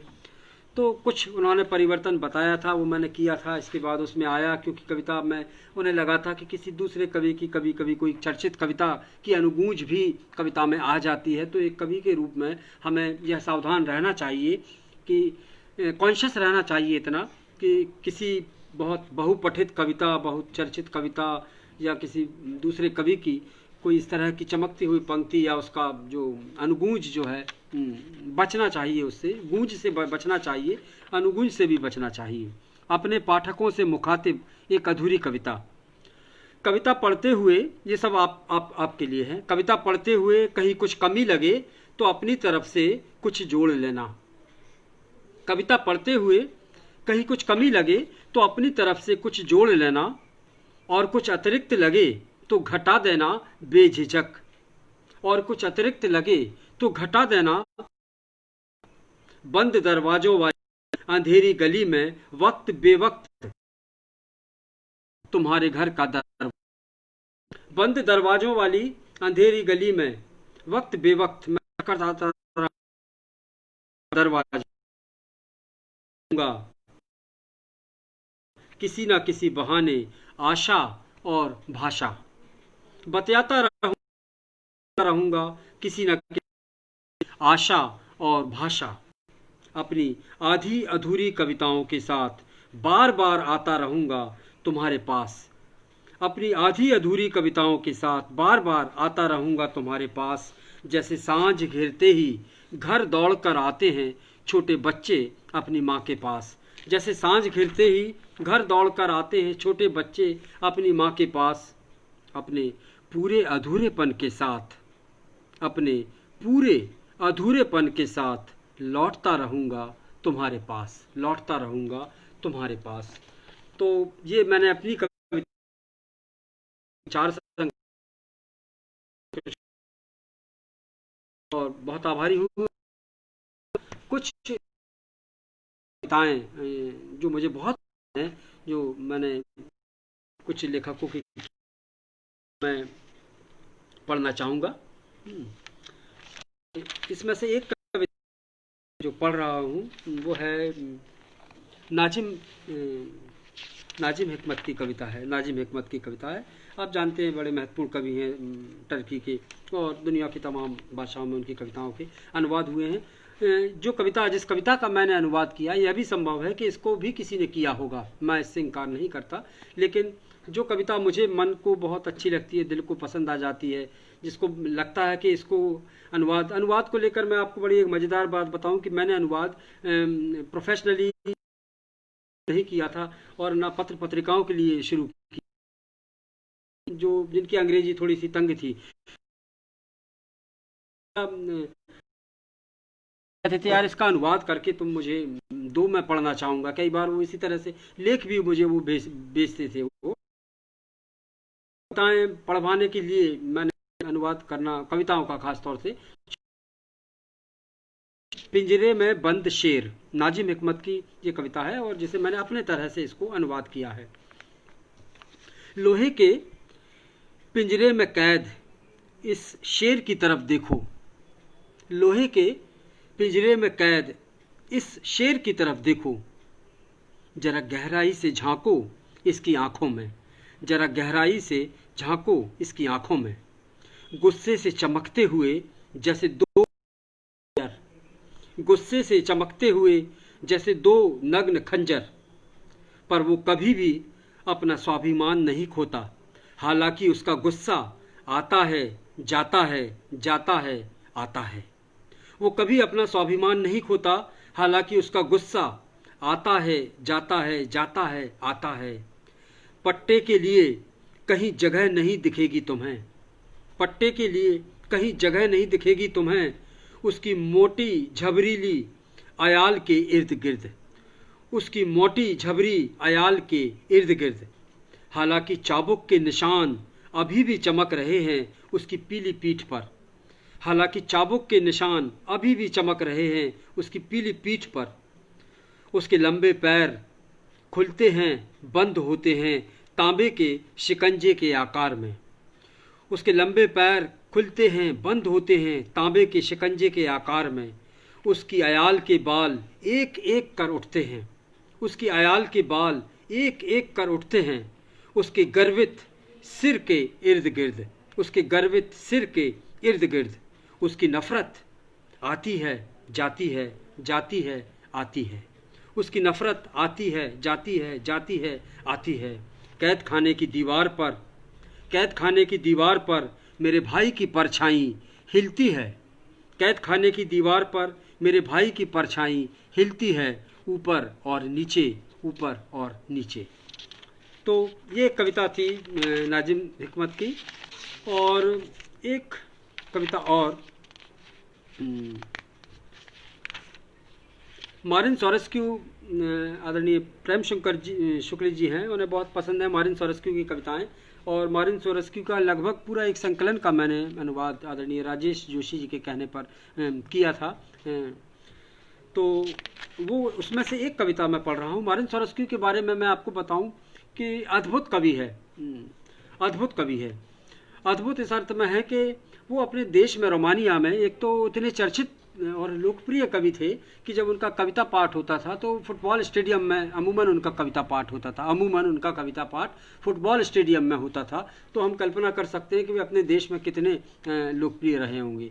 और जिस अंदाज में, जिस रेटोरिक उनके अंदर, जो भाषा से जो खेलते हैं, जो खिलंदड़पन है भाषा का, वो देखने लायक है, वो देखने लायक है। तो वो उनकी कुछ कविताएं, मैं आपको 2 कविताएं बस पढ़ रहा हूँ, अंतिम कविताएं हैं ये 2 अनुवाद जो है। पहली कविता है कलाकार। कितने अद्भुत लचीले हैं ये कलाकार, कितने खूबसूरत, अपनी कमीज की मुड़ी आस्तीनों के साथ हमारे लिए जीते हुए। ये जो मंच पर जो नाटक और थिएटर में जो कलाकार हैं उनको लेकर कविता है। कितने अद्भुत लचीले हैं ये कलाकार, कितने खूबसूरत, अपनी कमीज की मुड़ी आस्तीनों के साथ हमारे लिए जीते हुए। मैंने कलात्मक और परिपूर्ण चुंबन नहीं देखा, इतना कलात्मक और परिपूर्ण चुंबन नाटक के तीसरे भाग में जब अपनी भावनाएं व्यक्त कर रहे थे। मैंने कहीं नहीं देखा इतना कलात्मक और परिपूर्ण चुंबन नाटक के तीसरे भाग में जब वे अपनी भावनाएं व्यक्त कर रहे थे। बहुरंगी, तेल चुपड़े, सिर पर टोपी लगाए, तमाम तरह के काम करते हुए वे आते और जाते हैं, जैसा नेपथ्य से उन्हें कहा जाता है, उन शब्दों के साथ जो फिसलते हैं लाल कालीन की तरह। उन शब्दों के साथ जो फिसलते हैं लाल कालीन की तरह। इतनी स्वाभाविक होती है मंच पर उनकी मृत्यु। इतनी स्वाभाविक होती है मंच पर मृत्यु कि कब्रगाहों में सबसे भयानक त्रासदी के शिकार मृतक भी भावुक हो उठते हैं उनकी कलात्मकता पर। इतनी, इसे फिर आ रहा है यार फोन, ये बड़ा डिस्टर्ब करते हैं। हो जाएगा, बार बार होता है ऐसा ही। हाँ, ट्रू कलर की वजह से। इतनी स्वाभाविक होती है मंच पर उनकी मृत्यु कि कब्रगाहों में सबसे भयानक त्रासदी के शिकार मृतक भी भावुक हो उठते हैं उनकी कलात्मकता पर। और एक हम हैं काठ के उल्लू की तरह चिपके हुए अपने एक ही जीवन से। और एक हम हैं काठ के उल्लू की तरह चिपके हुए अपने एक ही जीवन से, और इस एक को भी जीने का शऊर नहीं हमारे पास। और इस एक को भी जीने का शऊर नहीं हमारे पास। हम जो सिर्फ बकवास करते हैं या फिर शताब्दियों तक खामोश रहते हैं।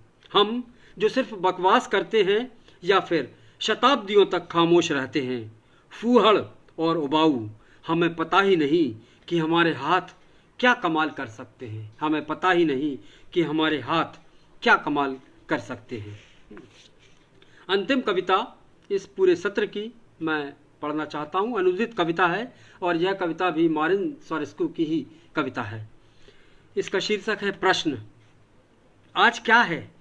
सोमवार था तो सोमवार पिछले सप्ताह ही। आज क्या? सोमवार, पर था तो सोमवार पिछले सप्ताह ही। मंगलवार, परंतु पिछले पूरे साल था और कुछ नहीं, सिर्फ मंगलवार। मंगलवार, परंतु पिछले पूरे साल था और कुछ नहीं, सिर्फ मंगलवार। बुधवार, जहाँ तक मुझे याद है इससे पहले वाली शताब्दी बुधवार से ही शुरू हुई थी। जहाँ तक मुझे याद है इससे पहले वाली शताब्दी बुधवार से ही शुरू हुई थी। गुरुवार, ऐसे ही किसी गुरुवार को कार्थेज का विनाश हुआ था। गुरुवार, ऐसे ही किसी गुरुवार को कार्थेज का विनाश हुआ था। ऐसे ही किसी गुरुवार को आग के हवाले की गई थी अलेक्जेंड्रिया की लाइब्रेरी। ऐसे ही किसी गुरुवार को कार्थेज का विनाश हुआ था। ऐसे ही किसी गुरुवार को आग के हवाले की गई थी अलेक्जेंड्रिया की लाइब्रेरी। अब यह मत कहना मुझसे कि तब से अब तक एक भी दिन नहीं गुजरा। अब यह मत कहना मुझसे कि तब से अब तक एक भी दिन नहीं गुजरा। शुक्रवार, शनिवार, हाँ मैंने सुना है इन दिनों के बारे में। कृपा करें, परिकल्पनाएं नहीं। शायद रविवार, सृष्टि के निर्माण से पहले का समय रविवार कहलाता था, मुझे याद है। शायद रविवार, सृष्टि के निर्माण से पहले का समय रविवार कहलाता था, मुझे याद है। अब देखो ना, सप्ताह के तमाम दिन हो चुके, हमारे लिए नया कुछ भी नहीं बचा। अब देखो ना, सप्ताह के तमाम दिन हो चुके, हमारे लिए नया कुछ भी नहीं हो चुका। तो मित्रों, इस अत्याचार, अन्याय और पाप और नृशंसता वगैरह वगैरह, इन सब के लिए मैं क्षमा चाहता हूँ। बहुत समय मैंने आपका लिया और अपराध हुआ, उसका मैं जो है प्रायश्चित कभी फिर करेंगे। अब अगली बार जब मिलेंगे तो थोड़ी कम कविताएं सुनाकर उसका मैं प्रायश्चित करने की कोशिश करूँगा। अभी तो सिर्फ कन्फेस कर सकता हूँ कि हाँ, मैंने आपके साथ जो है कुछ अपराध मेरे से हुआ है। मैं बहुत आभारी हूँ आप सबका, मेरे तमाम अग्रज मित्र, आदरणीय प्रेम शंकर शुक्ल जी, अनादि भाई जुड़े हुए हैं, शायद मुंबई में ही, अभी भी मुंबई में ही होंगे वो, और तमाम मित्र हैं, आदरणीय देवीलाल पाटीदार जी हैं, और कुछ को मैं देख नहीं पा रहा हूँ क्योंकि मेरे ये फ़ोन बड़ा गड़बड़ कर रहा है, बीच बीच में फ़ोन आए तो उससे वो हट जाते हैं। मैं आप सब जो है मित्रों का बहुत हृदय से आभार व्यक्त करता हूँ, और अर्पण जी का भी मैं आभार व्यक्त करता हूँ इस स्पेस के लिए कि यह स्पेस मुझे दी और यह अत्याचार करने का अवसर मुझे दिया, तो मैं उसके लिए उनके प्रति आभार कर रहा हूँ। कट कट कर आ रहा है लाइव अब जी, में भी मैं बहरहाल मैं शुक्रिया अदा करता हूँ। बहुत धन्यवाद आप सबका जो मेरे साथ जुड़े रहे। अनीता मांडा जी, नमस्कार।